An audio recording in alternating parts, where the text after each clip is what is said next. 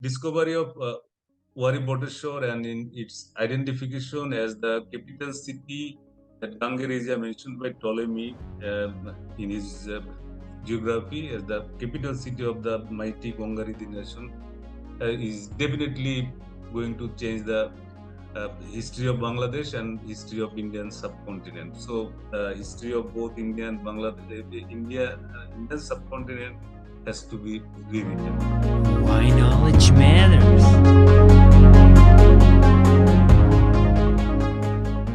General Hossain, welcome on the show. It's such a pleasure. We will talk about your book, your recent published book about the history of ancient Bengal. What made you write the book in the first place? Thank you, Mr. Yannick. I draw your attention to the title of the book. If you can see, it is written "Military History of Ancient Bengal: A Study to the a study of the fortifications at Wari-Bateshwar." So, my main focus was on the study of archaeological site Wari-Bateshwar. Now, at first, I wanted you to know that what was it. It is a twin village, namely Wari and Bateshwar. There are two villages. It is located under Belabo Upazila of Nursingdi district of Bangladesh. It is not far from our capital city, almost 70 to 80 kilometers from our capital city, and it is a 2,500 years old port city along with trade and manufacturing centers. And it belongs to the 5th century BC. And it had the double defense fortifications. And while conducting research, I was given three objectives: to reconstruct the military history of these sites, basing on the discovered artifacts and ecofacts of this area, then to reveal the design of the defense mechanism of the sites, and to identify the Janapada and the mighty nation who built their capital city on this geostrategic triangle formed by the three mighty rivers, Ganges, Brahmaputra, and Meghna. So, if you want to study the evolution of military history of any society, you need to study the entire gamut of the changes of that society, because military is not alien to the society, but they are part of the societal change also. That's how it became a multidisciplinary research. Now, come to the point which you said that why history of ancient Bengal. You know that as a Bengali, we felt very bad when people used to say that Bengalis are not the martial race, which is absolutely wrong. So to dispel this blur on this, I embark on this study, and you know that many classical Greek writers and ancient writers they have also mentioned about our glorious history of glorious, especially military history of the past. And one such was written by these classical Greek writers. They mentioned about this, the Alexander the Great. He wanted to break the riddle of the Eastern Sea. He wanted to come to the eastern end of the world, but he had to go back from India. And here, these Greek writers they mentioned that fearing the military might of this Gongarida nation, Alexander troops, they declined to march forward, and he had to retreat back and never to return in this side.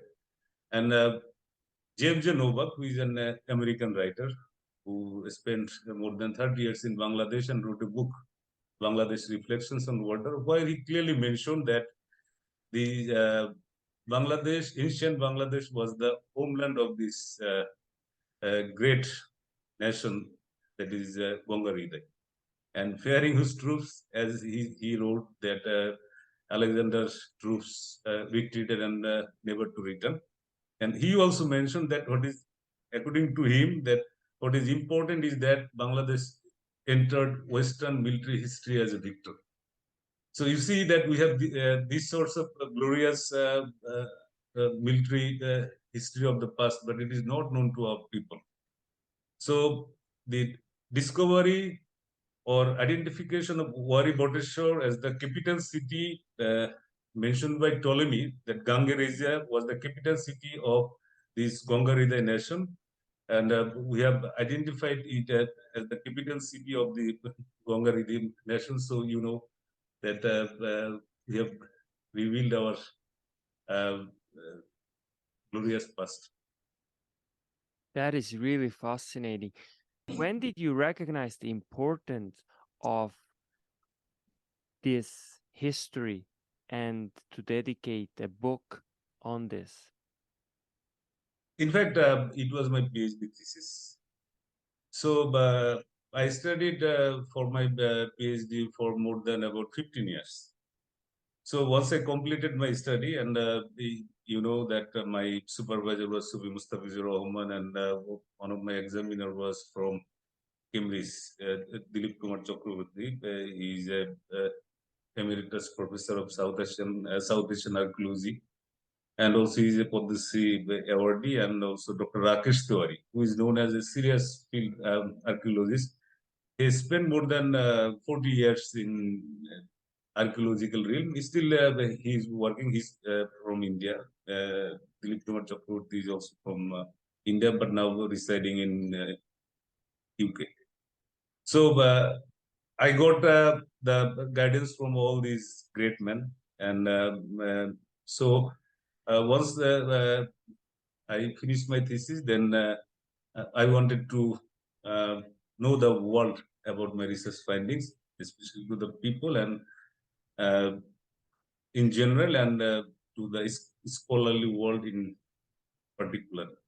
So that's why I published this book, and it was an international publication, and it was published by Aryan Books International, New Delhi. So thereby now my thesis is open to all over the world. Just to main purpose of this was to know the world about our glorious past. What was the greatest challenge while researching for the book? Um, the challenges were manifold. The first challenge was a collection of research materials. Since my research, this research period is ancient time, and it ranges from prehistory to modern times also. So all those books are not; those are rare books, and it was unavailable in the market. So collection of this research material was the uh, main difficulties I faced. So initially, I had to collect these books from various library around the world. Mainly, I collected books from in our country. There are three famous library, Ramala Library. It was established by the Tripura Kings. It is located in Kumilla. And we have also another library, MC College Library, and another Borondo Museum library. But those books are not, for my research, I need many more books. And for this, I had to visit many libraries around the world. Mainly, I collected books from Kolkata National Library, then Bir Bikram Library, Agartala, then British Library, and publication of British Museum, and and also a collection of other international rare books and journals. And I purchased books from British Museum. It cost about 3 lakhs taka. This is the Bangladesh currency. And to get the book from Kolkata National Library, they have the policy that they don't allow to take the photocopy more than 30% of the book. But so the DG, then DG, Dr. Um, Shopan Chakraborty, he helped me out of the way. He allowed me to take the print, but you know, India and Bangladesh.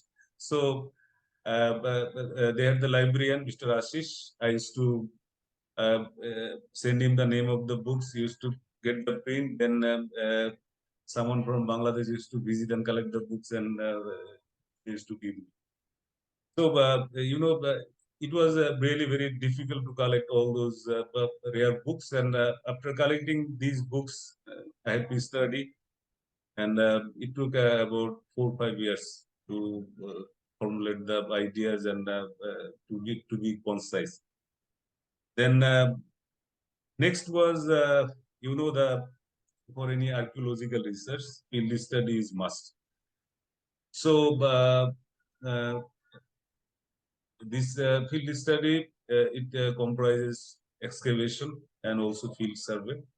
So I had to spend much time on the field, and I spent almost 10 years as a member of the excavation team, and I had to travel all over the Bangladesh for surveying the archaeological sites, and also not only in Bangladesh, I had to survey many archaeological sites of all the continents. So, but this was the second challenge, and it takes me both in terms of money and time.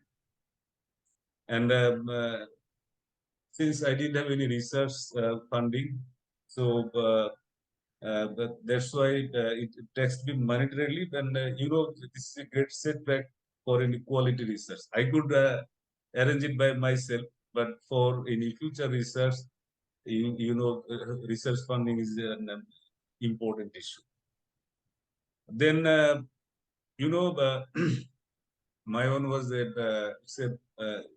I said earlier, this is a multidisciplinary research work. So making a team for multidisciplinary research work was another uphill task for me. But I got help from students of Jahangirnagar University and other this architect from yeah from yeah. So this was the challenge, but once when I started this research, I got help from all the people whom I needed the help. And though this is not a challenge, just while conducting research in one of our district in northern part, there is this fort that is a Fulbari. There is a coal mine. So some Asian energy they had been working, but people they hesitated and ultimately they could not do the mining. So once I was doing the field work, initially with those GPS and all these gadgets, and they thought that probably I am from Asia Energy, and they were about to break my car. So my driver convinced them that he is a military officer. He is not. He doesn't belong to Asia Energy. And this is the lighter part, I must say. So definitely there were challenges, as I said, mainly three. What was the greatest joy in writing the book? In fact, few days back, someone requested me, rather advised me to write the background of this book and the difficulties I faced, and also this greatest joy and others. And I find that he gave me a very good advice. The greatest joy was, for about 10, 15 years, I had been working on this, and knowing different people around the globe was one of the greatest joy for me, because I had to come across hundreds of people from various corners. So I can, if I want to name those people, that it will be very long list. So I don't want to name all those, just few. As I said, Shapun Chakraborty, Dr. Shapun Chakraborty, he was busy of Kolkata National Library. He helped me like anything. And Mr. Ashish was the librarian of these. And of course, Dilip Kumar Chakraborty and Suri Mustafizur Rahman, Dr. Rakesh Tiwari, then Pathan, who taught me the first lessons of archaeology, and team of students from Jahangirnagar University who helped me on different um, aspect, and especially I enjoyed the field survey all along the Bangladesh, all over the Bangladesh. It was really a discovery of Bangladesh to me. Really, I enjoyed that, and I traveled all over the Bangladesh, and there I met many people, and their oral history also helped me in shaping my research. And oral history it is recognized, and this has got a change. So this was one of the I must say it was one of the greatest findings, and also a greatest joy for me. And as I said, that I had to visited many ancient world archaeological sites. It includes Greece, and many European countries, America, China, and all over the continent. So, trekking the trails of great kings and emperors, and I felt their presence and living in their times. You might think it is a romanticism, but really I felt it. So this was one of the greatest joy for me. And another thing, Dilip Kumar Chakraborty once said that if you go to any field, if you do not know about that site anything, but if you just go there and touch the mud and contemplate, automatically you will find that things are coming to you. Though it might seem oversimplification, but I find that this is true. There are many sites while going to, we didn't find any directions or anyone to show us, but ultimately we could reach those sites. And greatest joy was that to get the taste of discovery of archaeological artifacts. And it was Pathan who gave me this test. So each and every sites I discovered, and once we discovered new sites, that also give me immense pleasure. So if you tell me that what was the greatest joy, it's not only one. As a whole, my whole work was the greatest joy to me. Wow. That is beautiful. So how did the findings influence your thinking about the Indian subcontinent more generally? But again, I will refer to the book and the foreword written by Dilip Kumar Chakraborty. If you read the foreword, he clearly mentioned about the importance of this research, uh, uh, in particular to the Indian subcontinent and South Asian archaeological perspective also. You know that Alexander Cunningham, Major General Alexander Cunningham, he was the father of Indian archaeology. And he became Major General, from second lieutenant to Major General in India. He devoted his whole life for archaeological research in then India. We were also part of this. He surveyed whole Indian subcontinent. And there were many British military officers who worked on this. And I am the first military officer of Indian subcontinent who, after them, who worked on the military history of any archaeological sites. So, but that's why this is important that military officers.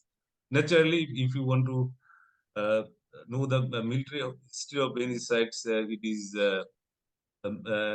anyone who is trained in the military other than him. It is very difficult to comprehend. So, you see and beside that, no early historic sites. There fortifications were also not studied from military point of view. So there are numbers of early historic fortified settlement in the Indian subcontinent. Only Wari-Bateshwar is studied from military point of view. So this is one. And uh, regarding the, as you said, that in the context of Indian subcontinent, I will see the back blurb of the book, where apart from Dilip Kumar Chakraborty and Sufi Mustafizur Rahman, Dr. Rakesh Tiwari, he mentioned that this is a welcome addition to the study of military-related aspects of the Wari-Bateshwar in particular and Indian subcontinent in general. And besides that, I must say now why it is so important to me and in the context of Indian subcontinent and also world archaeology. One of our notable historian, Muntasir Mamun, who visited this archaeological site in the year 1974. After that, he wrote an article in one of our weekly where he wrote that probably history of our country will be rewritten. Though after that, he didn't visit the site anymore, but his observation now is holds true. So the discovery of Wari-Bateshwar and in its identification as the capital city that Ganges Asia mentioned by Ptolemy in his geography as the capital city of the mighty Gangaridi nation is definitely going to change the history of Bangladesh and history of Indian subcontinent. So the history of both India and Bangladesh, Indian subcontinent has to be rewritten. And another thing, recently someone also has written a book, and from earliest time, people used to mention ancient Bangladesh or ancient Bengal as a frontier. You see, ancient Bengal or ancient Bangladesh was never frontier. We were in the center. You can see that all the great civilizations were based on the river.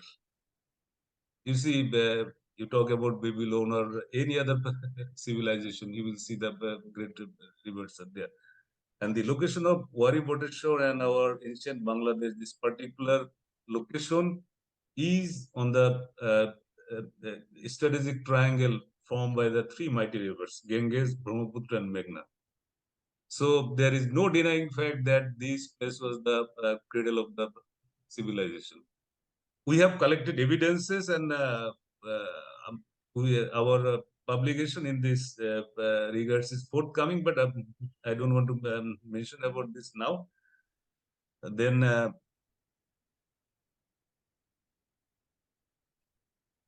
now another point that a nation with geostrategic, geoeconomic, along with a standing army, uh, definitely they will aspire to extend its geopolitical orbit of influence in all directions.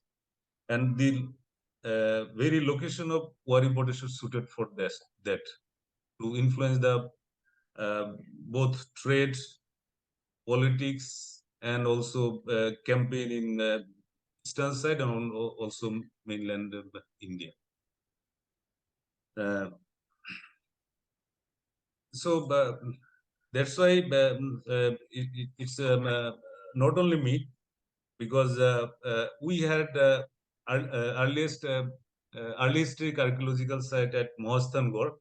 That was the only early historic site, but I discovered around 10 early historic sites. So if you talk about, and I have also documented all those in my books. So that is going to change the whole history in terms of military history, general history, or political history, whatever you say. This is one, and regarding this, Stephen T. Eckert, who is an American, he said that this book will be so incredibly interesting to scholars of military history all over the world. Who is an archaeologist? He's from America, and Tim still also highly praised about this book. And our eminent professor Solimullah, he in a lecture, he also praised about the book. That's all. Fascinating. Last question, General Hossain. What makes you feel alive? There is no particular things. There are many things that make me alive. First and foremost is my family, my daughter and my wife. Next, classical music. Indian classical music that really energizes me and also enlightens me. In the morning, this is my habit. That once I get up early in the morning, so I listen to the music. Then reading books. Every morning, if I don't get new idea from the book, I cannot start my day. So once I read book, definitely I get new ideas. And always I consider myself to be a blessed person, because you see, right at that moment, almost more than half of the population of the world is uh, either unfed or half fed. You and me, we have the liberty to choose that this food I'll take or that food I'll not take. Don't you think that we are a blessed person? Is it not enough to keep you alive? Then I believe in one philosophy that is, don't live in the memory or in imagination. You know, memory means that you are living in the past, and imagination means you are living in the future. You see, you do not have control over any of this, not past, not future. So one must try to live in the present. So I always make an endeavor to live in the present. That this is one, and I take life very simple. Even a fragrance of any flower in my garden keeps me alive. It really gives you real pleasure. I don't know. It's up to you how you remain contented. And another thing, I am a naturalist. As if you see the book, so I look for every solution in the nature. If you are in the nature, you will find within microsecond that you are alive and you will be enlightened. If you are onlooker of the nature, and you will find there is a rhythm and joy. In Bangla, we call it ananda. So you will not find any pain and sorrow in the nature. Pain and sorrowness is our own creation. So people will have setbacks in their life. There is no denying fact about this. But you must face it playfully, and playfulness is the key. I do believe in this. So, as you asked me that which keeps me alive, and there are many things, because we are just one of the creation of billions of creation in the world. So we are also part of it. If you open your eyes, you will find many things to keep you alive. That's General Hossain, thank you so much for this fascinating book that you gave us to the world and being on the show. Such a pleasure. That's why knowledge matters.